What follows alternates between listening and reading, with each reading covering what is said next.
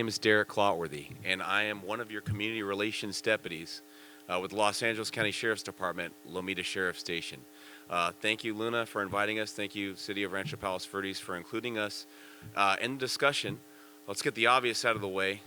I'm not a firefighter. I'm talking about wildfires, but we still do play a very significant role in responding to these types of situations.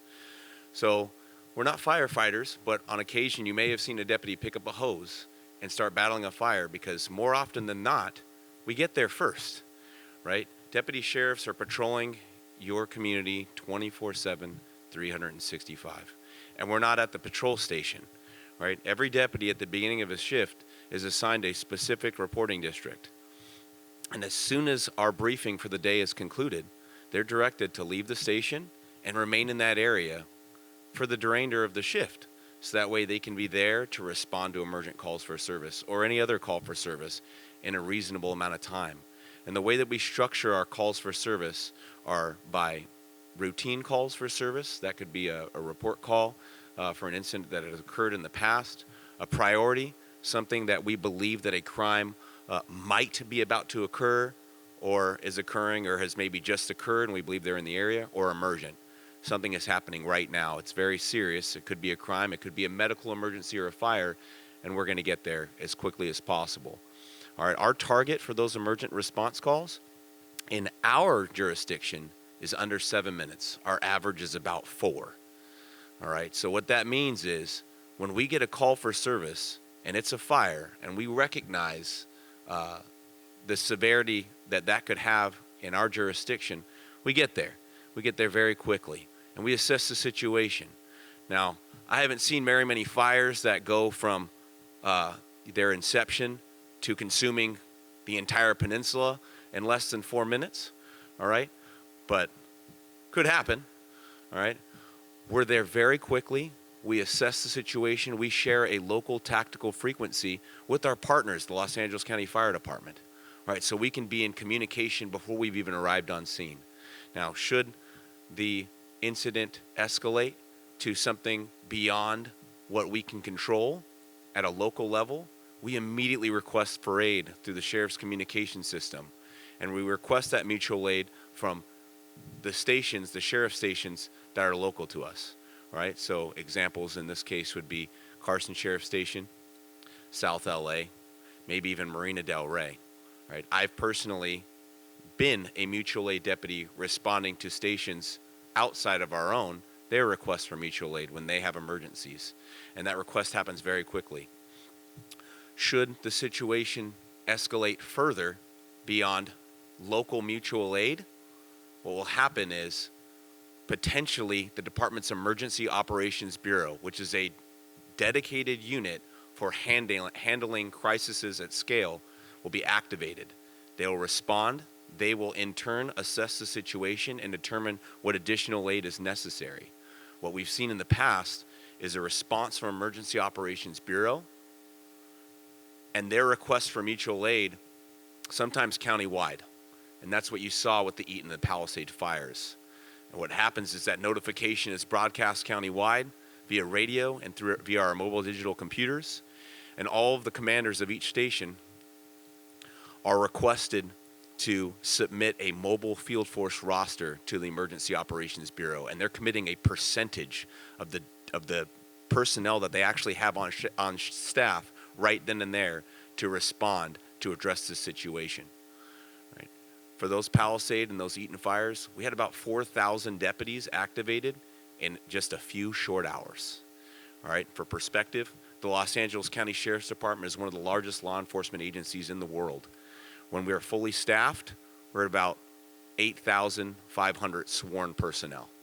All right, that is a significant force that is at your disposal. We don't fight fires, but we still respond. We still assist the situation in protecting the men and women, the firefighters, that are fighting the fires, that are handling the situations. We assess to determine, is this a natural fire or is this a result of criminal activity, right? And if it is, and these suspects are outstanding, well, that's our purview, right? We need to increase our presence. We need to deter additional arsonists from further victimizing the community.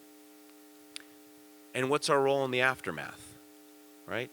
If this is an evacuation situation and we see that a huge portion of our community has now vacated the area, we've got a lot of empty nests here, and we've got a lot of property that could potentially be burglarized.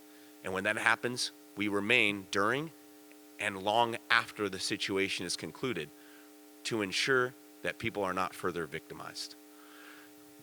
We're going to be here the entire day. We'll have a booth right outside these walls here. I don't have as much time to speak with you as some of the other presenters because, again, we're talking about fires, and it's not exactly our purview. But I'm happy to answer any question that you all have here now. And as I said before, we'll be here for the next several hours. If something comes up and you have a question for law enforcement, please visit our booth out there, and we'd love to share as much information as we can share with you.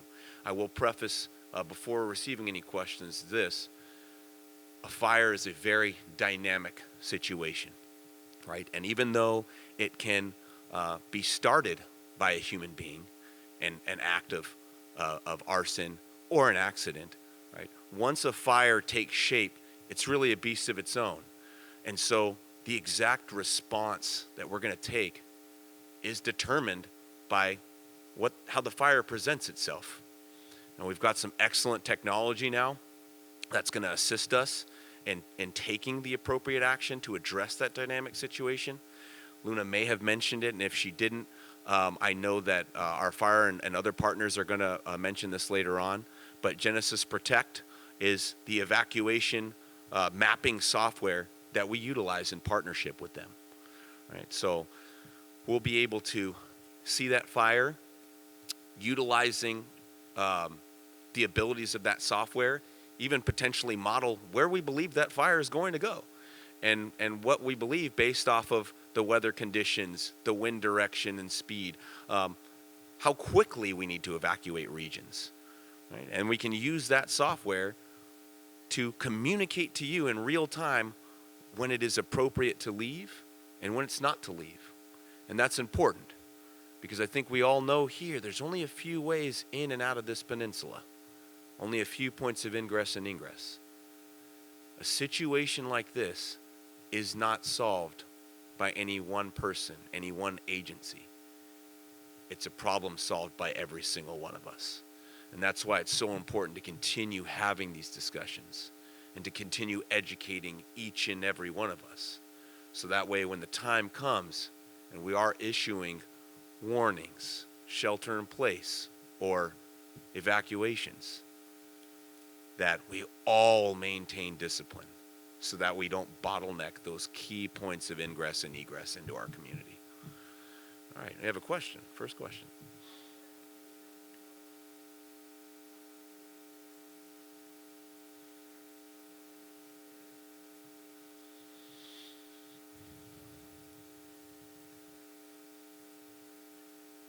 Right.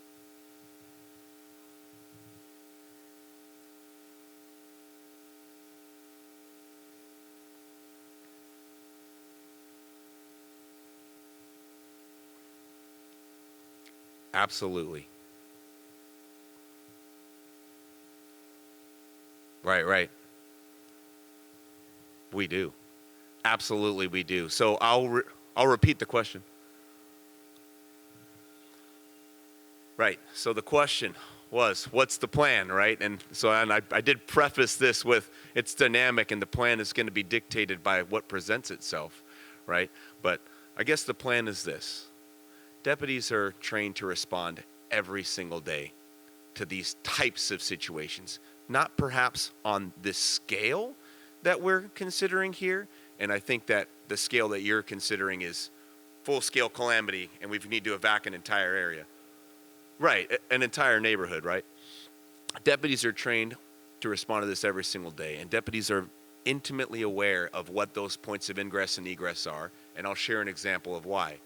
When we have a crime in progress in our community, we know that once they're in, they're stuck. And as long as we put a deputy at each one of those intersections and we say everybody else go and look for them, we're probably going to catch them, and we usually do because we are so familiar with those points.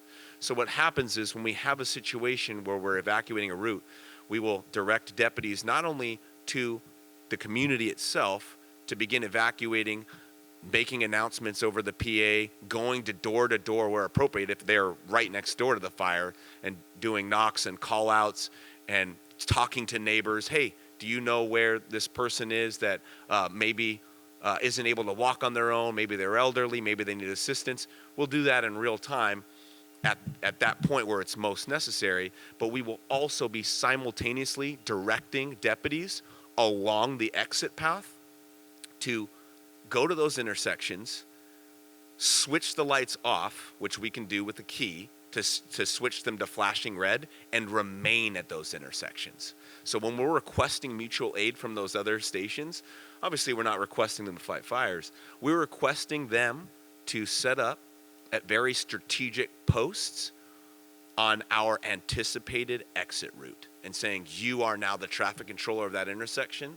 It is better for you to remain there than a computer or a timed traffic device, because you will be able to receive specific direction from the incident commander in real time via radio. And so that's our plan. Right now we do experience gridlock every single day, every single week, but it's because there's a non-human component to controlling traffic lights. There's signals and they're timed. We will forego that. We will control those intersections, and we will draw as many personnel as we need to control all of those strategic intersections and control the traffic the way that we'd like to. In coordination with that software we mentioned, it's so important for everyone to access those applications, for everyone to have that on their phone, to turn on notifications. So that way, when we are saying you are only in warning, don't go anywhere, or you are in evacuation, now it's your turn.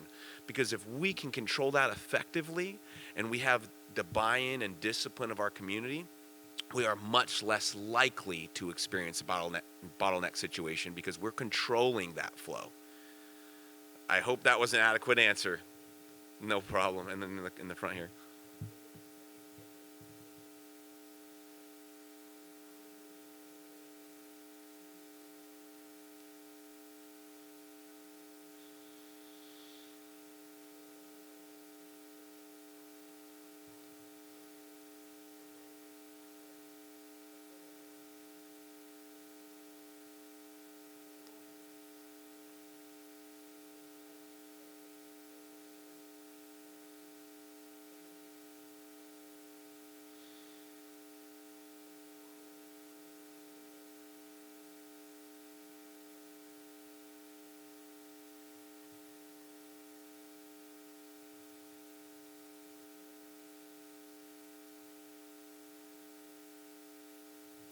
Yes.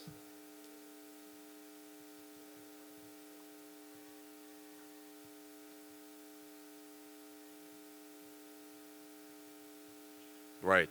Thank you so much for sharing that, right? And a similar thing was seen when we respond to landslide incidents, right? And we recognize that large portions of community are going to be evacuated.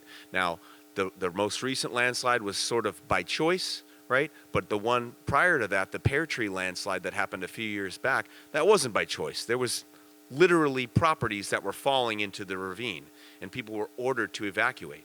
We remained. We facilitated that evacuation. We remained there. We even apprehended two would-be burglars the very next day who attempted to make entry into one of those properties. We requested mutual aid, as I just suggested earlier we would. Torrance PD responded, and they even brought over their drones. And we were able to utilize those resources to apprehend suspects who were trying to further victimize these people who had already suffered a crisis. Right? So this is what we've always done. This is what we'll continue to do. And again, it is a dynamic situation. And so as tempting as it is to go down the hypothetical rabbit hole, right? Again, the best thing that you can do to respond to that type of thinking is to just prepare yourself. Have your go bag at home. Have your own plan, right? Do you have pets? Do you have horses? Do you already have contingencies in place? What will you do with those members of your family should you need to leave? These are all the things that we need to do, right? And so we are very, very fortunate to live where we live, and it's so safe, right? And we have so many comforts, but you still have to take yourself out of that box and go down those rabbit holes, the hypothetical what ifs, but don't go too far down them, right? Because you really truly can't plan for everything. But I hope I answered your questions that you guys had.